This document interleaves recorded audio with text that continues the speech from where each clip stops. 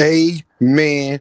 What it is. This is Deem, and I am your host, and this is By Any Means.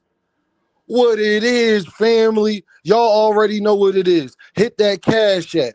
$ Deem by any means. There go to PayPal at Deem by any means. And y'all see that heart with the $? Well, that's the super chat. You can press that at any time your heart desires. Please say it with me, y'all. I don't care if you leave $1, $10, $1,000. It is much, much, much appreciated. Hey, y'all, I know y'all see all of this confusion going on when it come to Vergil Ortiz and jaronennis.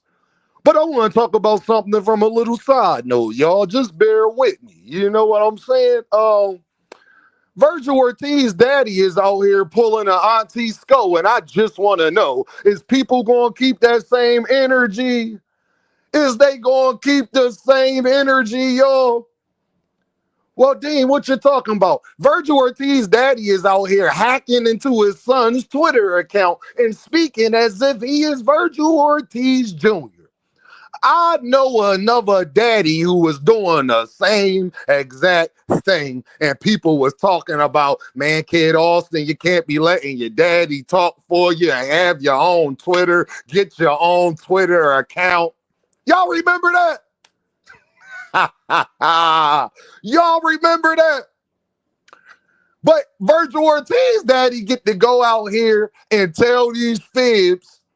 First of all, the first lie that he told is he didn't know nothing about jaronennis and Vergil Ortiz. Ain't nobody told him nothing. That's funny because it was already reported y'all was supposed to meet 3 weeks ago when y'all did meet. How do you not know nothing about nothing? That's lie number one.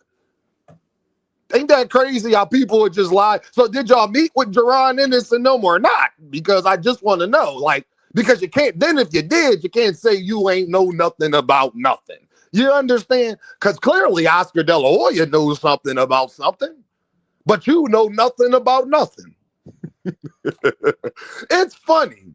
When jaronennis was saying he ain't know about offers and all of that, people was holding jaronennis accountable. They was saying, jaronennis, it is your job to know what's going on in the business and everything like that. But then Vergil Ortiz daddy and them, Eddie Hearn, cool with the fight. Oscar, cool with the fight. Ring Magazine reports, oh, it's going to be, the fight is inevitable and it's supposed to be for January, February, and all of this stuff. But the only person that don't know nothing about nothing is Vergil Ortiz and his dad. And y'all want me to believe that. Well, it's kind of hard to believe that because Vergil Ortiz is not saying that. His dad is. So it's kind of hard for me to believe that. I just want to know, is people going to keep the same energy? I remember y'all was saying when jaronennis said, if y'all don't hear it from me, don't believe it. And then Vergil Ortiz dad get out here and say the same exact thing. And y'all believe that? I remember they was telling me, Dean, why would a promoter get out here and make you look bad? That's a great question. Because when they was asking Oscar De La Hoya about Baccarat Murtazaliev and Vergil Ortiz fighting him, and he was saying, I don't want to put him in there with killer after killer after killer.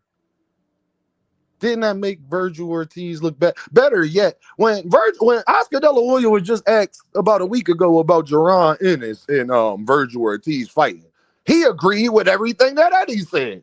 Or maybe my ears don't work. I could swear Oscar agreed with everything that Eddie said because he was literally asked about what Eddie said. Ain't that crazy? He was asked about that. I mean, I watched it. I saw it. Maybe my ears don't work, but Oscar De La Hoya was fully aware of what Eddie was talking about.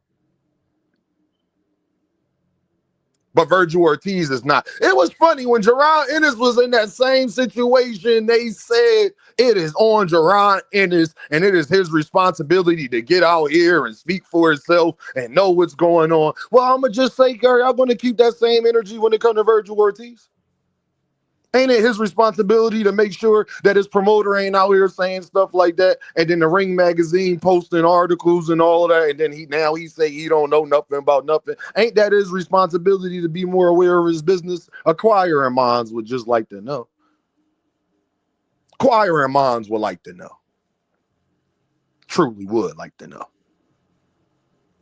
But, you know, y'all know how it go. When Jaronennis say he ain't know nothing about nothing, and if it ain't come from me, don't believe it, y'all crucified the man. Vergil Ortiz, well, not even Vergil Ortiz. His dad says it.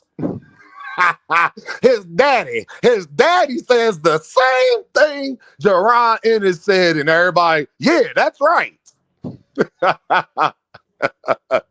Ain't that crazy how the double standards work? Vergil Ortiz has not fought, gave a rematch to Boachuk. Y'all was telling me Keith Thurman's a tune-up if Jaronennis would have fought Keith Thurman, but we're going to put that to the side right here.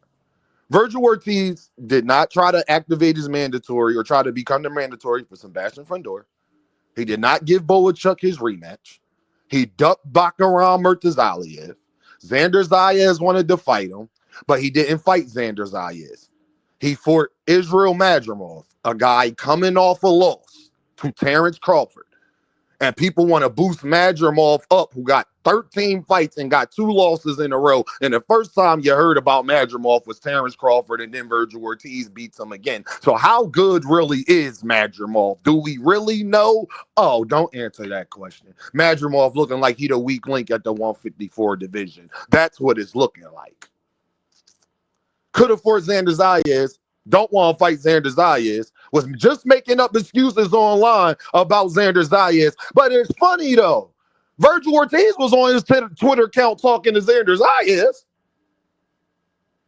So Bakaram, Xander Zayas, Jaronennis, all of these people they capping on Vergil the boogeyman. And the same people saying that are picking Jaronennis to beat Vergil. Ain't that crazy?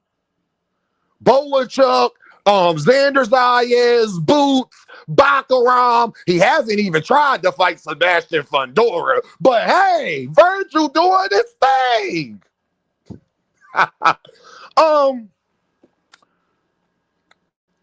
When Vergil Ortiz was reached out to by Jaronennis in August, right, for August, and he said that his hand hurt, be back for October. Why didn't Vergil Ortiz just keep negotiations going and just negotiate for a later date? People have already admitted to me that he could have done that. The fact that he didn't do that, and then instead of doing that, then you go and fight Keith Thurman.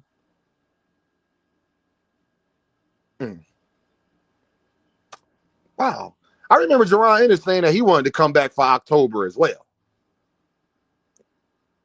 Ain't Jaronennis supposed to be coming back in October? Why didn't you just negotiate a later date to fight the man in October? If you're coming back in October. You could have, but you haven't. And you don't know nothing about nothing. So when y'all met 3 weeks ago, you wasn't there. Like, you was a ghost.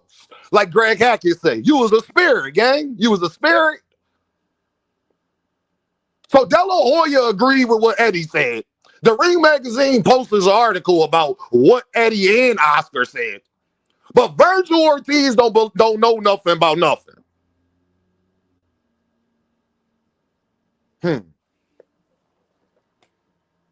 So Xander Zayas, put that to the side. Bakaram Murtazaliev ain't trying to fight Sebastian Fundora. Hasn't given Boachuk his rematch. And then Jaronennis. And this is the only guy that gets this pass that has been in 2 weight division and hasn't fought for a championship belt. But he's moving great. Sound a little Ryan Garcia-ish, don't it? Don't it sound a little Golden Boy-ish? Don't it? Don't Golden Boy got a history of this type of behavior? I'm just acquiring minds would like to know.